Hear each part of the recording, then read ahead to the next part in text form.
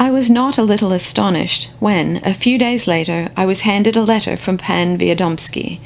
Written in a lofty, severe style, it stated that, although I had behaved toward him in a manner which could only be expected from a member of my race and had filched his secret from him, he was nevertheless prepared to act toward me as a Christian and to forgive me. He therefore asked me to come to his apartment, as he needed me for an important purpose. I naturally sent no answer. A few days later, a second missive arrived, very different in content as well as in style. There was no mention this time either of filching or of forgiveness. In fact, the whole incident was ignored. Instead, he addressed me in a tone which was downright sentimental. I was surprised and, I must confess, touched. He stated frankly that he had become accustomed to me, and that our meetings had become a necessity to him, both on personal grounds and for reasons related to his scientific work.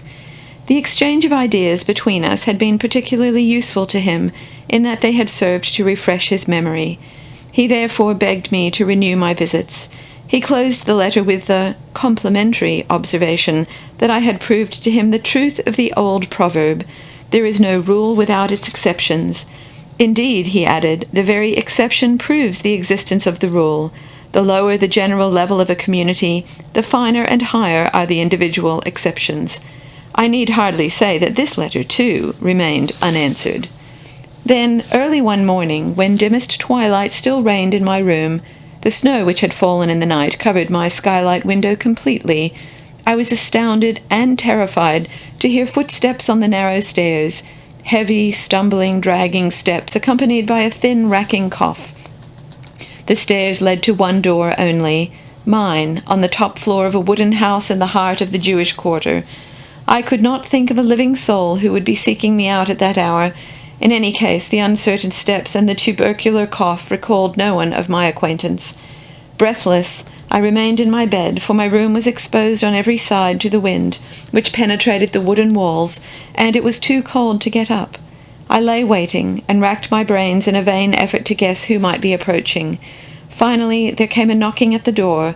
I recognized the voice which answered to my query as that of Pan Wiadomski. I begged him to wait a moment until I could restore a little order in the room.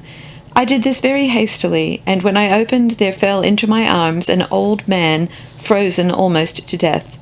I half carried, half dragged him over to my own chair, which stood by the stove. I thrust paper and faggots into the stove and lit a fire. Icicles hung from his wet moustaches, and from the tattered and mangy fox-skin coat in which he was wrapped. He sat there, a broken old man, his eyes red and swollen, as if he had not slept for several nights.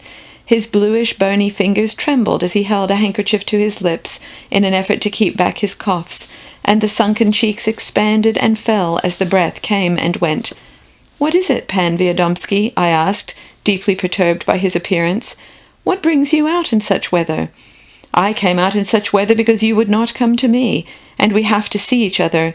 I have to see you," he corrected himself. "I have something very important to talk over with you."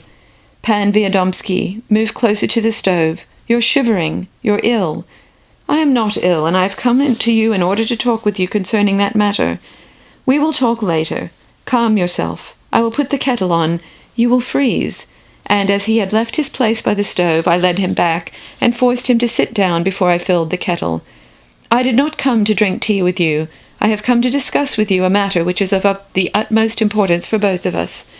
If you have come here to talk about that matter, I want to assure you again that what you told me that evening has long since passed out of my memory. I know that gifted men with rich and active imaginations are subject to visions, sometimes in sleep, sometimes in their waking moments, but that is in no way a reflection on your person. I beg you to give up once and for all the idea that I am the guardian of your secret. There is no secret involved. It was a passing visitation or chimera which I have completely forgotten." Preparing a glass of tea for him, I used every device at my command to reassure him. But when I held out the cup and saucer to him, he thrust them angrily away. "I am not suffering from sick delusions, and you are not a doctor to offer me advice. This matter is much more serious than you seem to suppose. That which I told you the other evening is not the product of a diseased imagination. Do you know who I am? Do you know who sits here before you?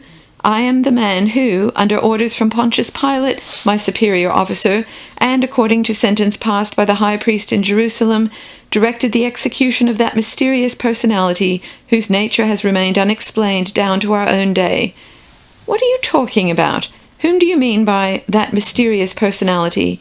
I stood aghast, and my hands must have trembled, for I could feel the hot water pouring over them from the saucer. "If you insist on knowing the name, I will pronounce it. Yeshua of Nazareth, he who is called Jesus Christ." "But in God's name, what are you trying to tell me, Pan Wiadomski?" "Do not call me back into this miserable world. Leave me in the world to which I belong." "But for God's sake, what are you telling me?" And not only did I direct his execution, but I tortured and insulted him before his death. I am the man who played the spy against him, and I bear the chief guilt for his death, I and no other. "Pan Wiadomski, you are ill.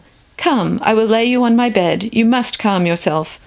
I killed him, and I kill him again every day of my life. I kill him again and again in the long sleepless nights." I stood benumbed. A little time passed, and Pan Wiadomski seemed to revive. He fetched a deep sigh, as if a fearful load had been lifted from his heart.